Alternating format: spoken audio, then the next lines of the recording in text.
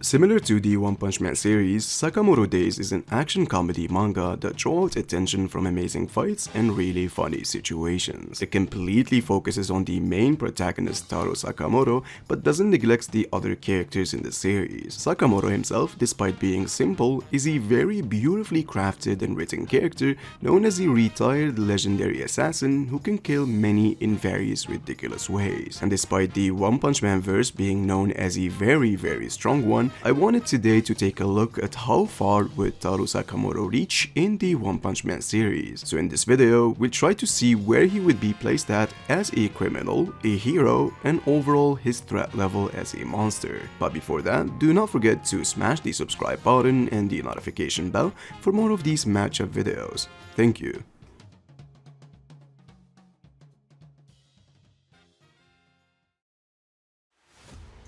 It is true that a lot of Sakamoto Days feats are very impressive within their verse, but obviously pales in comparison to the overall conveyed achievements in the One Punch Man series. You can generally tell that in the initial parts, the story is trying to portray that the main character is certainly OP, still in a very conservative way compared to nowadays action series, from moving too fast catching up to a falling woman to punching someone through steel beams. In fact, in the early chapters, Taro Sakamoto, while being implied to being way weaker than his prime state, appeared to be in a realm of power way beyond anybody in his verse. A huge number of characters tried their best to assassinate him, but always fell short and got defeated in a quick fashion. This concept is very similar to the premise of the One Punch Man series, but in contrast to the case Baldy, the fat assassin, despite always getting the dub, actually gets hurt by a number of things. This meant that the gap between Taro and other significant assassins isn't always a one-shot tier. So to know exactly where he sits in terms of strength, let's take a look at all of his significant feats and compare them to some figures in the One Punch Man verse. You see, in earlier chapters, each time Sakamoto decided to show a little bit of force, his feats always happened to break through concrete and create a hole in the ground with one single punch. This would definitely be the equivalent of the Krablin Tiger level monster who can boost enough destructive power to shatter asphalt when swung down to the ground. The same monster can actually damage an adult pre-training Saitama who should be superior to his 12-year-old self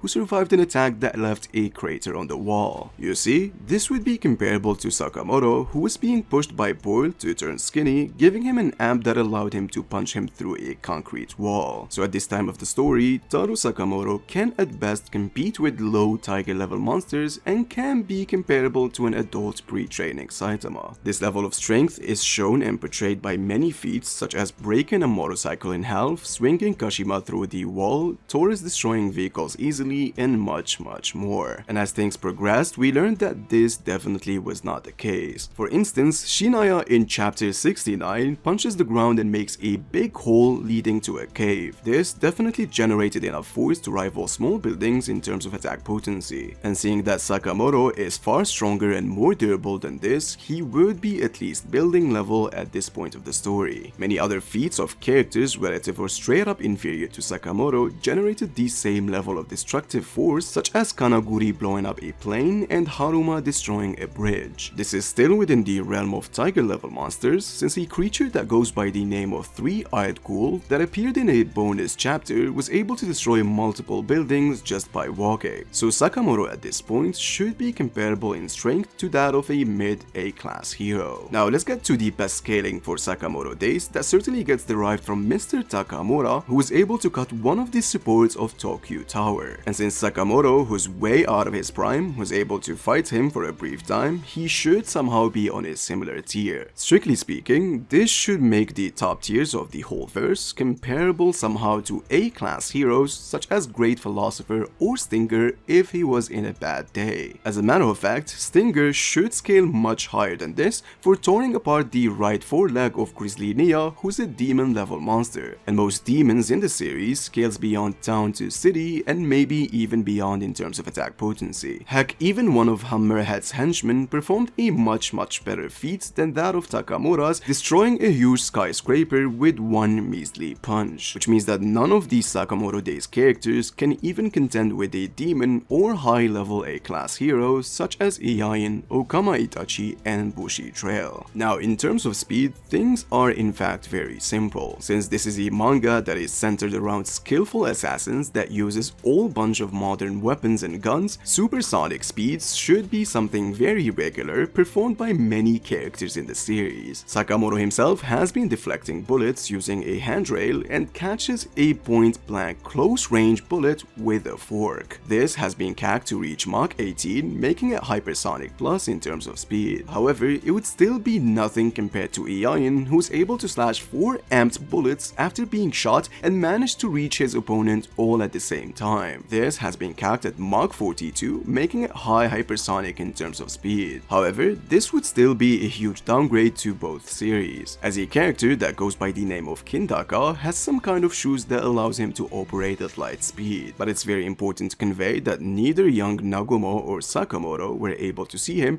and Uzuki couldn't really react to him but more so anticipated his moves based on his surroundings. There's also another character that potentially has light speed attacks that Sakamoto himself was indeed able to deflect and react to. So whether you agree that this meta can be used or not would still be giving Sakamoto the benefit of the doubt and say that he can move and react at least at sub 2 relativistic speeds. One Punch Man on the other hand has the same meta of speed centered around G4 and Janos, who was able to dodge multiple lasers that were confirmed to have the properties of light. Characters such as Stinger and Death Gatling were able to somehow match with Fatigue Garu, who is being relative to an upgraded Janos. There also exist statements in the data book depicting characters such as Lightning Genji and Lightning Max to have attacks that should at least be massively hypersonic. Iain and Spring Mustachio can also react to attacks coming from multiple cadres who should be much superior to demon level monsters such as Awakened Cockroach, who claimed he can dodge at the speed of light, which means that Sakamoto and all of his fellow top assassins should be on a tier of speed similar to that of an A-class hero. Now when it comes to IQ, Taro Sakamoto should be much more intelligent than most of the characters in the One Punch Man series. He was at the end of the day considered as the greatest assassin in the world for a reason. He can adapt to his surroundings and literally can use any tool or object, turning it somehow to a deadly weapon. He also has access to abilities and skills such as stealth mastery and extrasensory perception. These types of abilities would certainly allow him to take out multiple opponents in the One Punch Man verse despite being relative or slightly superior to him. However, when it comes to the top tier A-class heroes or demon level monsters, Taro Sakamoto at this point of the story can sadly never be able to compete with them, which means that the legendary assassin would be a mid A-class hero, an A-class criminal at best since the S-class criminals are way too powerful,